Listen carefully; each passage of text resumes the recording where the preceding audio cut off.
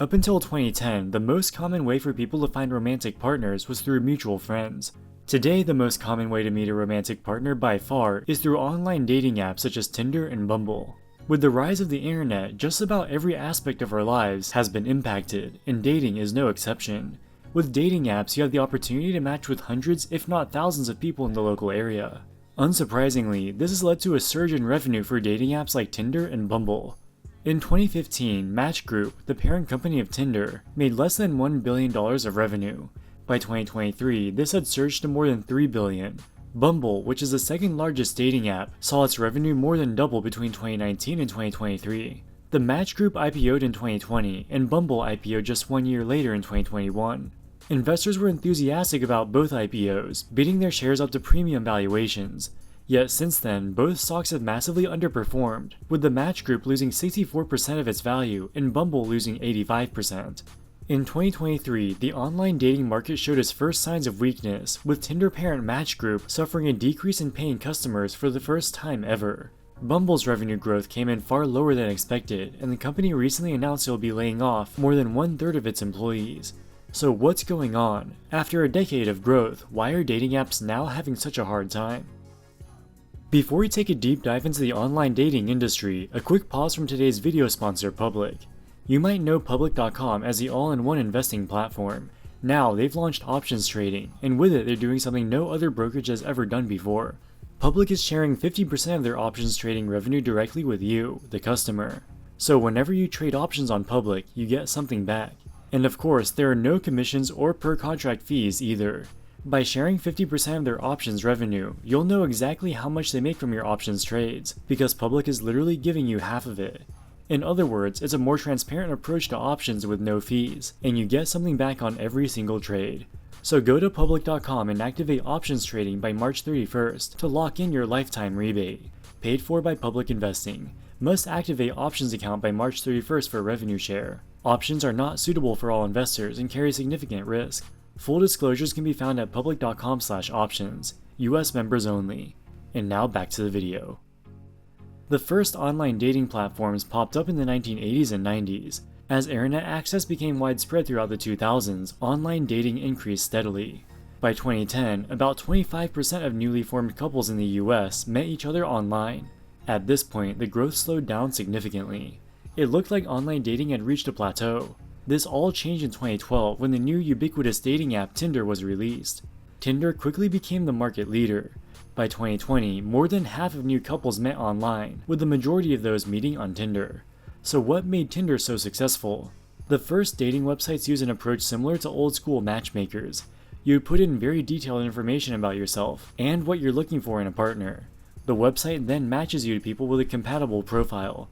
While this sounds good in theory, dating preferences are complex and difficult to convey through a short survey on a dating website. Also, many of the early dating websites charge you a fee to make an account. This created a barrier to joining the platform and decreased the pool of potential matches. Tinder took a different approach. Their goal was to make the experience as simple as possible for the user and focus on quantity over quality. It's free and all you have to do is upload a few pictures, your first name, age, and a short bio. Tinder shows you potential mates within your area.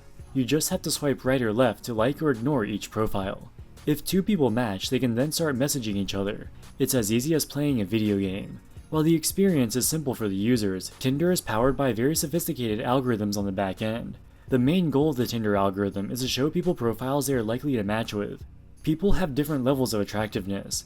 You wouldn't want to waste time swiping through a bunch of people who are either way out of your league or way below your league. At first, Tinder used the so-called ELO ranking system. Invented by the mathematician and chess master Arpad Elo, the ELO ranking system was first used in chess competitions. A new player starts at a set score. Every time they win a game, their ELO score increases and vice versa.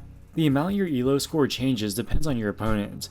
If you beat a grandmaster, that's a huge win and your ELO score will increase massively. If you lose against a grandmaster, it's not that bad because most people would have lost to him. So your ELO score will only decrease slightly. Vice versa if you're playing against an inexperienced player with a low ELO score. Tinder had a very similar system. If someone who is very attractive swipes right on you, your own attractiveness score will be boosted significantly. Tinder knows that person is attractive because he or she received a lot of likes from other attractive people. That was the magic of Tinder. All you have to do is make a very simple profile and start swiping. With their ELO system, they'll automatically start showing you profiles of people who are in your league. The cold mathematical nature of the ELO system counterintuitively provided the most efficient solution in the emotional world of dating. Tinder claims to no longer use the ELO system. They now have more sophisticated algorithms which also take into account what people put on their profiles. While this is likely true, it doesn't make a huge amount of difference. Tinder still uses algorithms to show you people within your own league who you're also likely to be interested in. Tinder was created by a technology conglomerate called IAC, which also owned the dating company Match.com.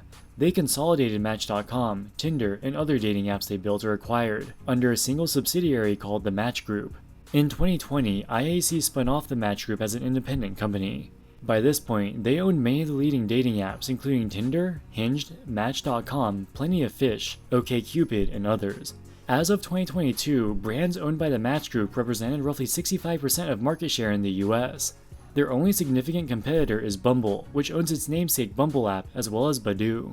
The online dating industry has become a duopoly, with the Match Group and Bumble combined representing well over 90% of US market share.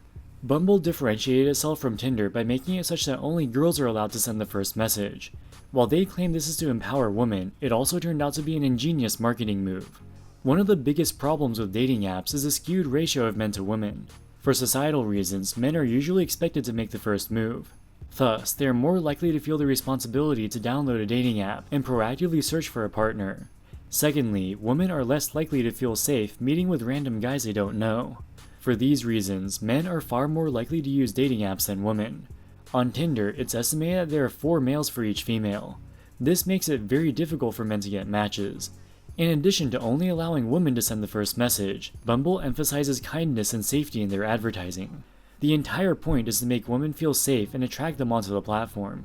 This worked brilliantly, with Bumble having about 1 female for every 1.3 males, a far more balanced ratio than Tinder. This makes it far easier for male users to get matches, and therefore attracts more men as well. This has allowed Bumble to secure significant market share, despite Tinder having had a large head start. Today, almost all dating apps use a freemium model. With a free account, you have a limited number of swipes you can make per day, and you can't see who liked you until you like them as well. You can pay for a premium subscription which gives you unlimited swipes, and the ability to see who liked you. You can also pay for one-time consumable boosts. The boost increases your search results for 30 minutes, so your profile will be shown to more people. Paying for premium subscriptions or boosts doesn't necessarily change the utility of the app. You'll probably still end up matching with the same people. The advantage of using boosts is that you'll get matches much faster. As with most freemium business models, the vast majority of people who use dating apps don't pay. In 2022, there were approximately 340 million people who use dating apps outside of China. About 200 million of those used Tinder or other apps owned by the Match Group. About 100 million used Bumble or Badoo. That same year, the Match Group had 16 million paying users, while Bumble had a little over 3 million paying users. Thus, only about 8% of the Match Group's users pay for anything, and only 3% of Bumble's users pay. The reason there is a higher percentage of paying users at the Match Group is because there is a higher ratio of males to females. It can take a long time for male users to find matches, so they want to speed this up with boosts. Over the past decade, both the Match Group and Bumble have seen their revenue increase significantly. Both companies experienced a major surge in revenue during 2021, as consumers were flush with cash heading out of the pandemic. The Match Group is highly profitable, and generated over $900 million of operating income in 2023. Bumble was profitable in 2019. In 2020, they acquired rival dating app Badoo, and their profitability took a hit as they integrated the two businesses. In 2023, they returned to a small operating profit. While online dating has seen tremendous growth over the past decade, cracks have recently begun to appear. In 2023, the Match Group suffered a loss of 730,000 paying users, or about 4.5%. This is the first time ever that the Tinder parent reported a decline in paying users. While Bumble's paying users continued to grow, the growth was significantly less than Wall Street expected. This deceleration in revenue growth caused the share prices of both companies to plummet. So what's going on? A recent survey conducted by Axios and Generation Lab found that 79% of US college students don't use any dating app, not even once per month. To put this into perspective, as recently as 2020, more than half of newly formed couples in the US met via dating apps. This is quite a surprising result, as the younger generations are using the internet and social media more than any generation previously. Reportedly, many members of Gen Z are using Instagram to find potential mates. This allows them to find people who have mutual connections, and thus feels more organic than traditional dating apps. The Axios survey stimulated a bunch of media articles proclaiming the death of online dating. But the implications of this one survey might be overblown. In college, you're surrounded by single people of your own age, who you will meet naturally in class or around campus. There is thus less need to use a dating app. Once you're working a real job, it could become far more difficult to find prospective mates naturally. Your office might have a no dating policy, or you might work remotely and never even see your colleagues in person. Regardless, it appears the dating companies themselves are panicking about a decrease in engagement among Gen Z. Last year, Tinder redesigned its app to appeal to a younger audience. They called it a Riz-first design.